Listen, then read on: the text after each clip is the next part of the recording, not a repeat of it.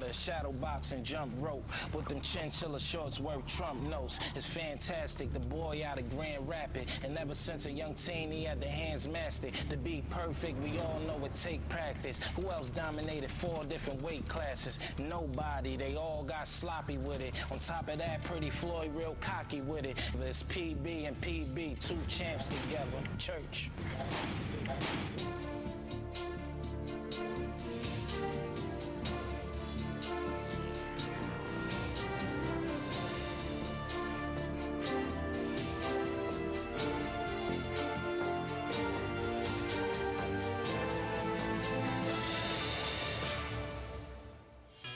The steady rhythm in a rapper's prose and in a boxing gym are the music to Floyd Mayweather Jr.'s persona. Inside the ring, poetry explodes off his gloves. Exclamation points for the most agile mouth since the Louisville Lip. You not party every day since his dad fight. If the soul of a champion is made up of unequal parts of confidence, competitiveness, composure, and focus, Pretty Boy Floyd, the undefeated pound-for-pound boxing king, oozes complete confidence. But is it authentic, or part of his mind game, befuddling opponents and misleading those searching for the soul inside? We seek to discover his soul. Once I enter the ring, there's no fighter that can match me mentally.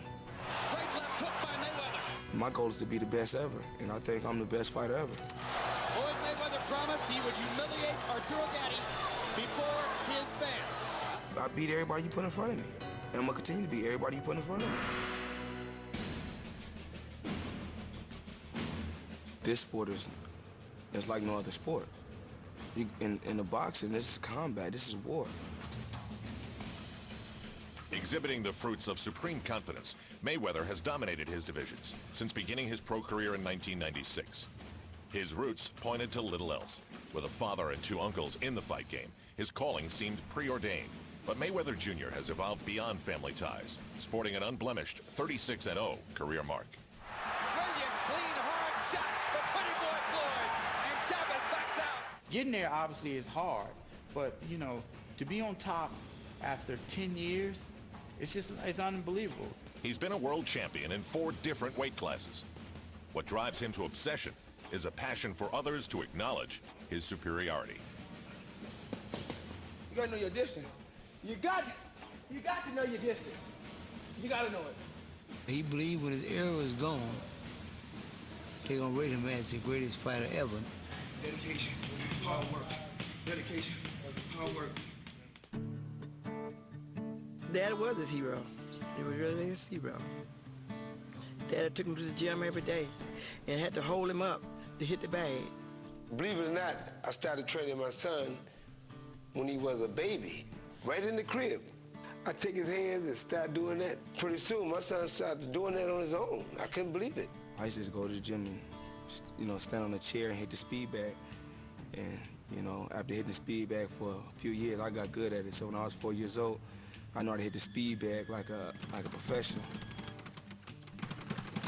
When he came up here and he was 2.5, 3 years old, he already would run his mouth a little bit, and if you tell him to do something, he'd just run right back at you. And as he grew older, that trash talking got better and better and better. When it's another athlete that can go a decade without an L, then talk to me. One of the things that he likes to do when he's training is talk about the opponent that's coming up. How many losses does that guy have? I ain't no shit, L. Basically, he's psyching himself as he's training. He's thinking about this other guy and putting this other guy down in his mind. There are some athletes that feel like their ability to think, maybe even psych out competitors, is a real advantage. I mean, you just think of Tiger Woods wearing red on Sundays. On May 22nd, 2004, Floyd Mayweather Jr. fought for the first time at the 140-pound weight class. His weapons in the ring that night? Superior speed and accuracy, and a daring verbal counterattack. He started boxing me, and he started talking to me, getting me out of my game, saying, "Come on, fight me, fight me." Right hand by Mayweather, hardest punch of the fight. Corley, visibly stunned by that one. Self-confidence is an athlete's belief in their ability to execute in the present moment. Boom! Big left hook. He has that utmost confidence and belief in his ability. Now, The general public or fans see that as cocky. He sees it as confidence. It's not a crime to boast about your talent. All he boasts about is talent. So it's not a crime to boast about your talent, as long as you can prove him wrong. Everything I talked about, if you call it bragging or boasting, whatever you want to call it, I lived up to it. These boys coming to gym, they work out every day. Every day. You know, you start trash talking to him and you know, just trying to put them down a little bit to make himself feel up here where he thought he should be. And that would overcome maybe any fear that he had. The fear of failure, it has to be there for any top echelon athlete. And if it is a fear, I would think it's the fear of losing the stature that he has. Any great basketball player that's out there right now had a lot of great nights, but also had a lot of bad nights, but still is known as a great player. And this sport is different. You know, you lose your #1 spot, the L stay with you the rest of your career. Fear. All at once, it is an athlete's paradox. Either the catalyst for success or the tripwire for failure. Boxing is fear losing. Nobody want to lose. Who want to lose? I mean, you lose, that means you like everybody else. A lot of these kids feel that when they lose their O, they're losing so much of themselves, and that's unfortunate because then they don't take chances like Mayweather, who's, you know, ducked Antonio Margarito because Margarito's a dangerous fight, and Mayweather doesn't want to lose the O. The zero means a lot to any person in sports, not just him. Nobody want to have a loss at nothing. So that fear thing saying to you, man, the whole world watching me. You know, I'm on a world stage.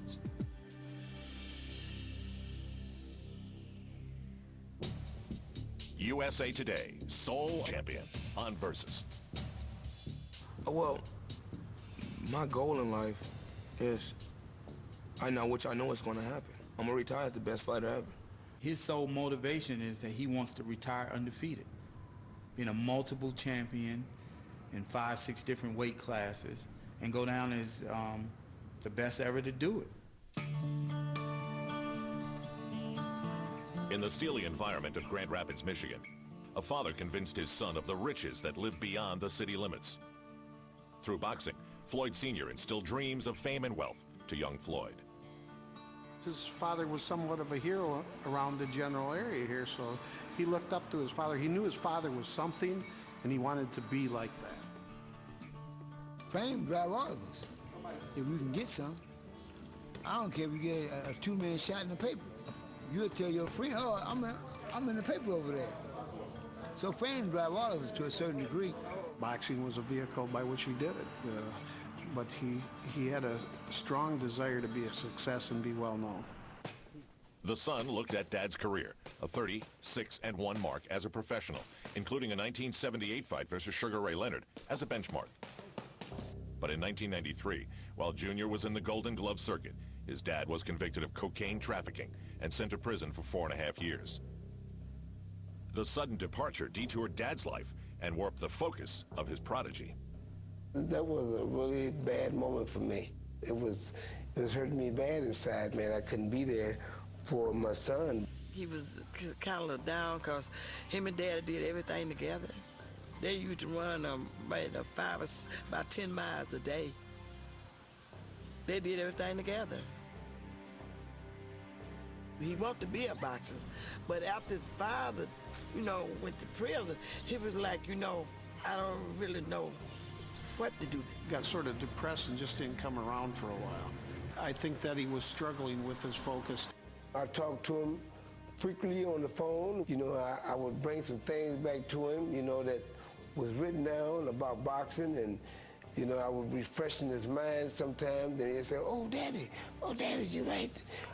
I remember that.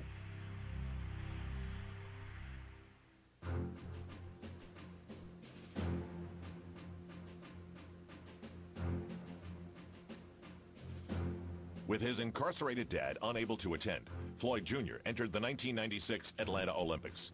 As a favorite in the featherweight division, he was stunned with a judge's decision in the semifinal round and settled for the bronze. The controversy offered another opportunity for fight or flight. That was the avenue out for him. And, of course, he really would have won the Olympics, but they robbed him. They took that fight from him, and he cried. Not around nobody. I never want to let nobody see me cry. Because it really, really hurt me. Because I really wanted to, you know, bring the medal back home. They're like, oh, he won a bronze medal in Olympics. Oh, he won a silver. No. You lose gold, you receive silver, and you receive bronze. I'm glad I got the bronze. Because a true champion can take a loss and bounce back. And I feel that was my loss. That was just a way God telling me I need to work harder. So when I got on that plane and left Atlanta, I left it right behind.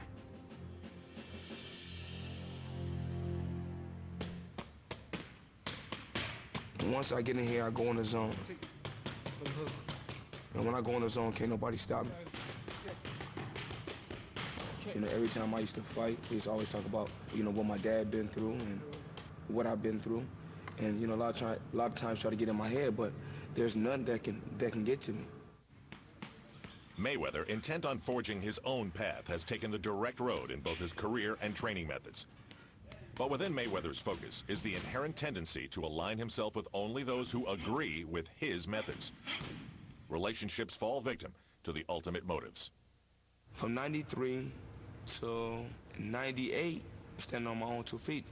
So, you know, when my dad get out, I guess he still think I'm still a young boy.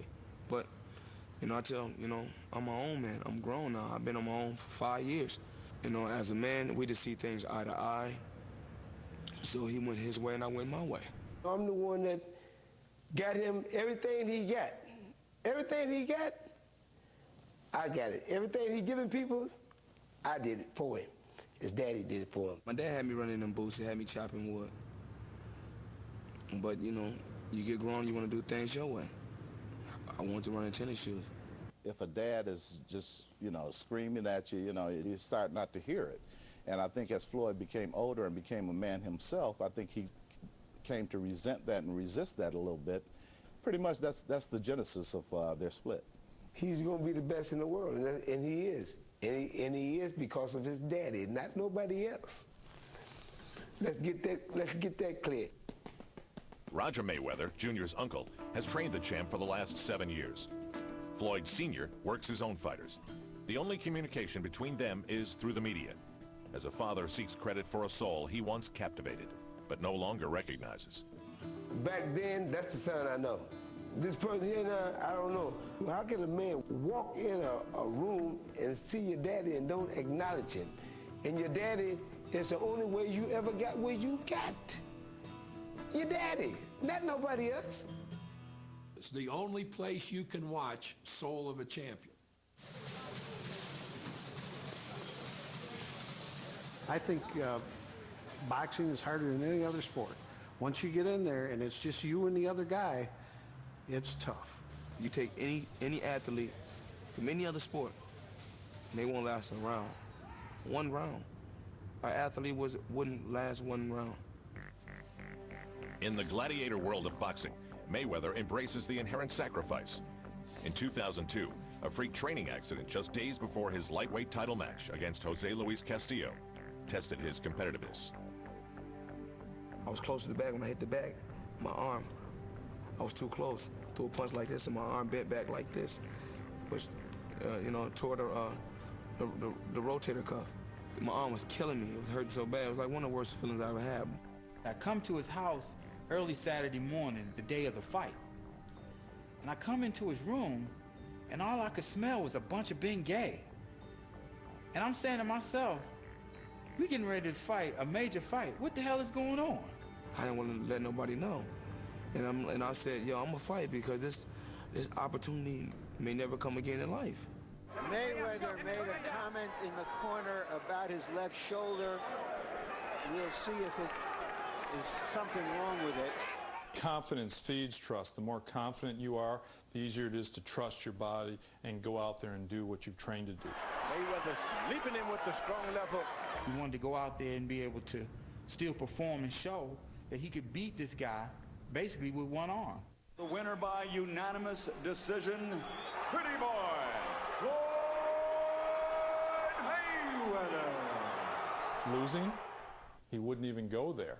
He doesn't even want to fathom that. He doesn't even want to put that thought or that word in his mind. Mayweather's exaggerated competitiveness and drive for an eternal legacy has flowered into a self-governing style and dictated a 24-hour on-call approach to training. Some days he'll come in the gym and he'll get a little frustrated at Roger because Roger won't allow him to go, you know, the rounds that he wants to go. I've been around the great ones. I mean, I've seen the Sugar Ray Leonard train, the Larry Holmes, the Mike Tysons. I've never seen a fighter train like him. He a freak to train. He loves to train. If he's anywhere, be a restaurant, could be a nightclub, he'll get up and start running. Other fighters they got a regimen. They got a schedule. And that's not me. I stay up late. I run with Timberlands on, jeans on, t-shirt, whatever I got on, I run. If I feel like running, I'm gonna go out and run. You never know when Floyd is ready to work. I mean, you can leave the house and go to the party. After the party, he go in the trunk, slip on some shoes, and just start running. He be like, we just left the club. And you be like, go run. We just ate. Come on, man, we gotta work. You know, he's calling me at 3 o'clock in the morning. Come on, Al, where you at? Come on, let's go. You know, you late, let's go. I'll say to him, Floyd, we're gonna run 5 miles. We get to the 5-mile point, and he'll take off running. There's nothing I can do, you know, and he'll run an extra 3 miles. When he's training in the middle of the night, what do most other fighters do? They're sleeping, you know, so that gives him that psychological edge. When he's working, most fighters are sleeping.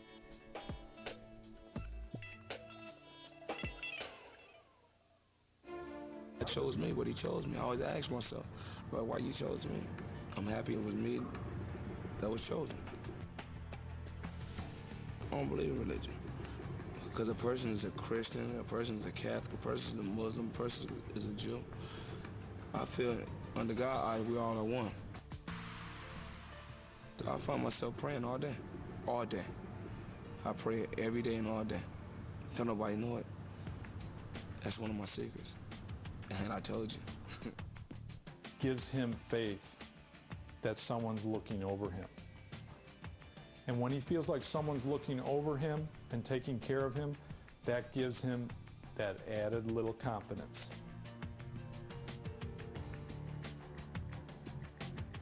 Filled with a spiritual sense of humility, Mayweather has faced, then thrived, in the vice of public attention. Composure is a byproduct of his complete preparation. If you get a ball to Michael Jordan, you know he's gonna take the last shot, right? He's gonna take it whether he make it or miss it. But 90% of the time, he's going to make it. You know why? Because that pressure has been put on him all the time. It get to a point where you understand pressure and you know how to deal with it. And I think that's what he does.